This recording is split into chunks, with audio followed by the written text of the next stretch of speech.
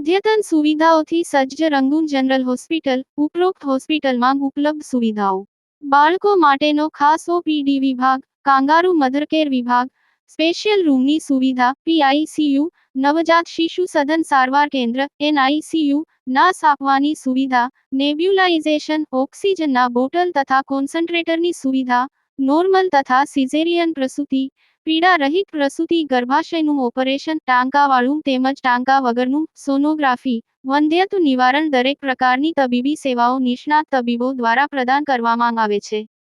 સરનામું: રહાડપોર ગામ પાસે, તાલુકો, જિલ્લો ભરૂચ. 15 વર્ષથી પાલેજમાં જૂના અને જાણીતા computer, laptop, CCTV camera service, printer repairing તેમજ નવા અને જૂના કોમ્પ્યુટર લે-વેચ કરનાર.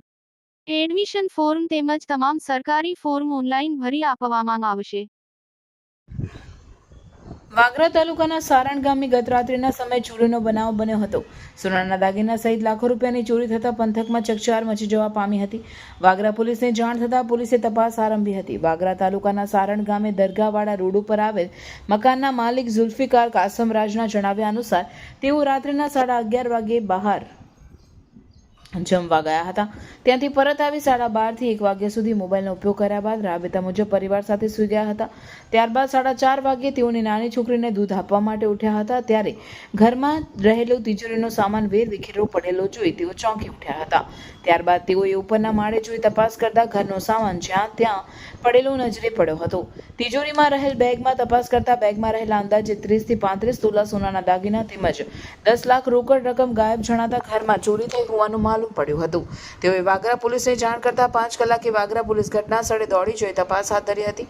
અંદાજિત 45 લાખની મત્તાની ચોરીનો અંદાજ લગાવવામાં આવી રહ્યો છે. પોલીસે ફરિયાદ અંગે કોઈ માહિતી સાંપડી નથી. રિપોર્ટર યાકુબ પટેલ, ભરૂચ. મારું નામ ઝુલ્ફિકાર કાસમભાઈ રાજ, સારણ રહેવાનું. દરગાહવાળા રોડ પર મારું મકાન છે અને રાત્રે 11:30 આજુબાજુ હું પાલેજ જમવા માટે ગયેલો સમ્રાટ હોટલ પર. ત્યાંથી ઘરે આવ્યો 11:30 પછી 12:30 થી 1 વાગ્યા સુધી અમે બેડરૂમની અંદર ફોટા મોબાઈલની ઉપર જે કંઈ ચેક કરવાનું હતું, વોટ્સઅપ મેસેજ છે, ઇન્સ્ટાગ્રામ છે, એ મેં છૂટા ચેક કર્યું. ત્યાર પછી મારી આંખ મીચાઈ ગઈ. અમે સૂઈ ગયા, હું અને મારી વાઈફ અને મારી નાની બેબી.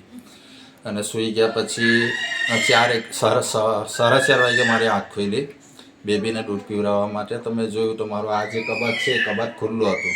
એટલે મેં મારી વાઈફને કીધું કે આ કબાટ લોક નહોતું કર્યું. તો વાઈફ કે લોક જ હતું, ખુલ્લું જ છે જો. તો પછી એની નજર બેગ પર પડી. એ બેગમાં મારી કિંમતી વસ્તુઓ હતી, જેમ કે ગોલ્ડ છે, એ એપ્રોક્સિમેટ 30 થી 35 તોલા હતું અને 10 લાખ રૂપિયા કેશ હતા.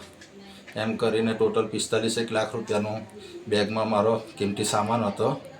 તો એ જોયું ને અમે ચેક કર્યું તો એ જોવા મળ્યું નહીં. એટલે અમને ખ્યાલ આવ્યો કે ચોરી થઈ છે. એટલે પછી મેં ઉપરના રૂમમાં તપાસ કરી તો ઉપરના રૂમમાં બી કપડાને એવું બધું જ્યાં ત્યાં પડેલું હતું. એટલે અમે શ્યોર થઈ ગયા કે ઘરમાં ચોરી થઈ જ છે. પછી મેં પોલીસ સ્ટેશનમાં વાગરા ફોન કર્યો ને એ લોકો 5 વાગ્યે આવ્યા અને એમની રીતે આગળનું ઇન્વેસ્ટિગેશન ચાલુ છે.